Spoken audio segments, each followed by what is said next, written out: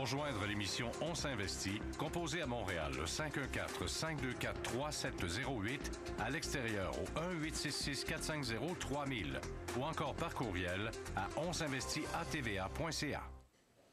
Alors, nous attendons toujours le coup de fil de M. Farr, qui est économiste à la Banque TD, parce qu'on veut regarder également ce que la Réserve fédérale américaine nous réserve, parce qu'il y a plusieurs scénarios, malgré que ces scénarios-là soient relativement faibles. On en parlait il y a quelques instants avec Simon Plante. On poursuit notre discussion en attendant quand même avec Michel Marcoux. Là, ce qu'on veut savoir, c'est où on investit. Mais il y a certains fonds communs de placement qui ont fait mieux que d'autres. Oui. En fait, il y a la bonne nouvelle, c'est qu'il y en a qui ont bien supporté la baisse de marché. Puis la bonne nouvelle, c'est qu'il y en a qui ont beaucoup baissé, qui sont généralement des très bons fonds, donc c'est peut-être le temps d'en acheter. Parmi les fonds qui ont bien tenu la route, je vous dirais tous les fonds d'obligation, court terme, moyen terme, long terme, fonds hypothécaires. Je vous dirais que depuis le 22 juillet, aller jusqu'à hier soir, c'est à peu près 1,5 de hausse, ce qui est quand même énorme. Alors, on dit souvent aux gens de ne pas garder de la liquidité. Vous savez, des fonds monétaires, quand vous laissez de l'argent traîner dans votre compte de banque à la caisse populaire d'un compte d'épargne, vous n'avez absolument rien. Puis même, les institutions vous chargent des frais. Alors que vous pouvez avoir des fonds d'obligation court terme qui ont augmenté de 1,5 dans les 2 dernières semaines, mais des fonds d'obligation canadiennes TD, par exemple, qui ont monté de 2,4 Alors, négligez pas ça. Quand vous avez des sous qui traînent, laissez-les pas traîner dans votre compte bancaire. C'est votre banque qui fait de l'argent pour vous, alors vous pourriez en faire pour vous. Ça serait plus intéressant. Bon. Dans les belles surprises, des fonds qu'on parle assez régulièrement ici en ondes, qu'on recommande souvent, entre autres la Banque nationale dividende, qui, je dis toujours que c'est le fonds le plus conservateur des fonds d'action. C'est un fonds qui est à presque 60 d'actions privilégiées. Dans la dernière baisse, là, du 22 juillet jusqu'à la fin de journée hier, le marché de la Bourse de Toronto a baissé de 13 À titre de comparaison, le fonds Banque nationale dividende a baissé de 1,6 Je veux le montrer, je l'ai le titre. Il est à 15,57 là, présentement. Pas c'est négocié en bourse, il faut quand même le dire. Alors, c'est parce que ça a l'air d'une grosse baisse, là, mais on est passé de 15,94 à 15,57. C'est pas... Alors, 1,6 2 semaines en perte, là, c'est pas un fonds qui va battre tous les records du monde, mais c'est un fonds que sur 15 ans va faire 5-6 Vous battez l'inflation, vous vous enrichissez, très intéressant. On a parlé avec Julie aussi souvent des fonds Omega, avec Julie Ouellette qui était là la semaine passée, je me souviens bien. Oui. Actions privilégiées, c'est un fonds qui est à 92 et plus d'actions privilégiées, a baissé de 1,6 Si on regarde sur 2 ans, c'est un fonds qui a fait 11,5 dans les 2 dernières années par année. Ce qu'on retrouve là-dedans, IGM Financial, Power Corporation, Dundee, Manuvie, toutes les banques canadiennes sont là. Excellent fonds. Bon, bien, on poursuivra notre discussion un petit peu plus tard parce que Mme Farr est avec nous. Mme Charzad Farr, qui est économiste au groupe financier Banque TD. Mme Farr, bonjour. Bonjour. Bon, alors, parlez-nous un peu.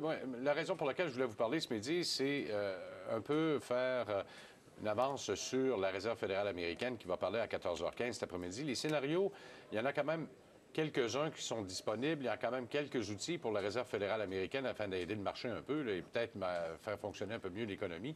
Mais c'est quand même limité, là, malgré tout. Là. Oui, effectivement.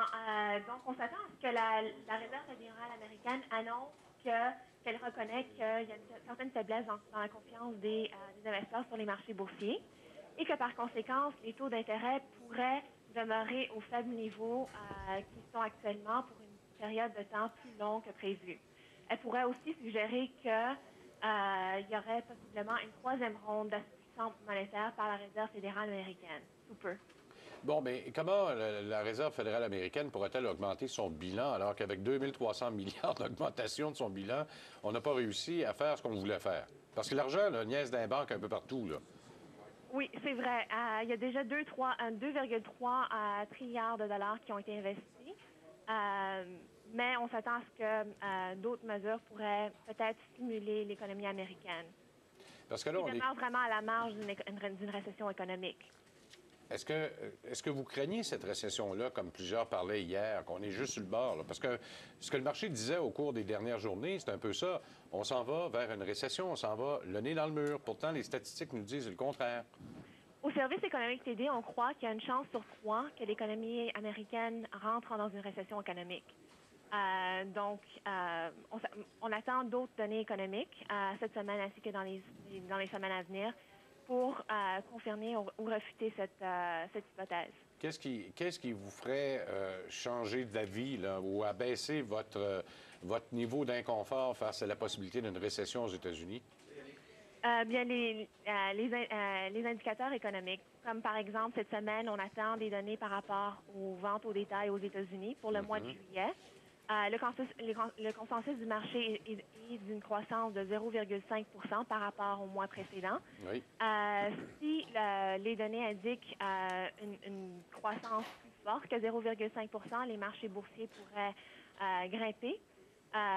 Si cette augmentation est plus faible que le consensus du marché, on pourrait voir un recul additionnel de la valeur du marché boursier. Et je regardais justement les économistes qui font leurs prévisions. Chez vous, chez TD, vous avez 0,3. Vous êtes plus pessimiste que le reste du marché, là? Oui, effectivement. On est un peu plus pessimiste que le reste du marché présentement. Il y a le problème chinois également. On a vu que l'inflation était quand même relativement élevée. Ça donnait un petit coup, ça, en Asie au cours de la nuit dernière, avec des pertes de presque 6 sur le Hang Seng. Et quand on regarde les autres indices, ça a suivi également. Le problème des Chinois, c'est qu'ils détiennent énormément de dettes américaines. On parle de 1 000 milliards de dollars. Est-ce que ça aussi, ça pourrait avoir une influence dans le sens où, si la Banque centrale de la Chine est incapable d'agir parce que l'inflation est trop élevée, est-ce que ça aussi, ça pourrait faire ralentir l'économie de façon générale à travers le monde? Oui, effectivement, ça pourrait avoir des conséquences importantes sur la croissance économique mondiale. Qu'est-ce qu'il faudra regarder davantage cet après-midi avec la Réserve fédérale américaine? Sur quoi le marché devrait réagir exactement? Le marché veut avoir un QI3. S'il n'y en a pas, est-ce que ça pourrait être dangereux? Est-ce qu'on devrait le faire, ce fameux QI3-là, et jusqu'à quelle hauteur on peut se permettre d'y aller? C'est sûr que le marché va suivre le discours de Ben Bernanke cet après-midi pour voir s'il y aura une certaine augmentation de la confiance des investisseurs sur les marchés boursiers. Donc, s'il y a possiblement, ils s'attendent, entre autres, qu'il y ait une troisième ronde d'assouplissement monétaire par la Réserve fédérale. Si ce n'est pas le cas, dans le cas échéant, on s'attend à ce qu'il y ait peut-être un recul supplémentaire sur le marché boursier. Est-ce que les banques centrales à travers le monde devraient se concerter, comme on l'avait fait en 2008, ou y aller un peu comme la semaine dernière, de façon unilatérale? Tout le monde semblait vouloir combattre la devise américaine. Finalement, ça n'a pas fonctionné. Est-ce qu'on devrait se concerter au niveau international pour donner le coup de pouce nécessaire et surtout peut-être donner un message au gouvernement aussi? Faites le ménage de votre bilan aussi, là. Oui, exactement. Ce qu'on a vu dans les dernières semaines, c'est que les gouvernements européens ainsi qu'américains n'ont pas pu persuader les marchés qui sont en mesure de confronter leurs problèmes fiscaux. Donc, la persuasion verbale n'a pas fonctionné au même degré qu'il l'a fait au passé. Donc, présentement, les marchés se basent vraiment sur les messages des gouvernements européens, asiatiques, américains, canadiens pour un assouplissement supplémentaire de la politique fiscale et monétaire. C'est un peu ce que la Banque centrale européenne a fait en fin de semaine et même hier en rachetant de la dette des pays souverains qui sont en difficulté. Je pense à l'Italie et au Portugal. On devrait donc continuer à faire ce genre de mesures quantitatives et les Américains devraient s'attendre, en tout cas, si je vous comprends bien, à certaines mesures quantitatives supplémentaires. Oui, exactement. Est-ce que c'est vraiment ce que le marché attend? Bien, très bien, Mme Farr. Je vous remercie beaucoup encore une fois. C'est un plaisir. Bonne journée. Madame Shahrzad Farr, qui est économiste au groupe financier Banque TD. Alors, on le voit, nervosité même au sein des économistes des différentes banques. Banque TD peut-être un petit peu plus pessimiste que les autres à travers l'Amérique du Nord, mais il n'y en a pas moins qu'il y a ce mouvement d'incertitude. Mais vous ne l'avez pas senti chez vos investisseurs? En fait, il y a un mouvement d'incertitude, oui, parce qu'on ne sait pas trop. Les États-Unis sont quand même très endettés et tout ça. Sauf que au niveau des gens qui achètent des actions, qui investissent à la bourse, bien, il reste qu'il y a des grandes entreprises qui ont beaucoup d'argent, qui font énormément de profits, puis on sait que le marché finit toujours par reconnaître la valeur d'un titre. Puis tantôt, quand je parlais des fonds Omega, actions privilégiées, le fonds a baissé de 1,6 %, ce qui est très, très faible, puis on en a déjà parlé ici. C'est vraiment un fonds solide à mettre dans son portefeuille. Le même gestionnaire gère, toujours pour la Banque nationale, Omega Actions Dividendes, qui, pendant la même période, a perdu 11,9 %. Et les titres sont à peu près les mêmes. Sauf que dans le fonds d'actions privilégiées, on n'achète que des actions privilégiées à 92 et l'autre, c'est les actions ordinaires. On en reparlera après la pause et on répond à vos questions tout de suite.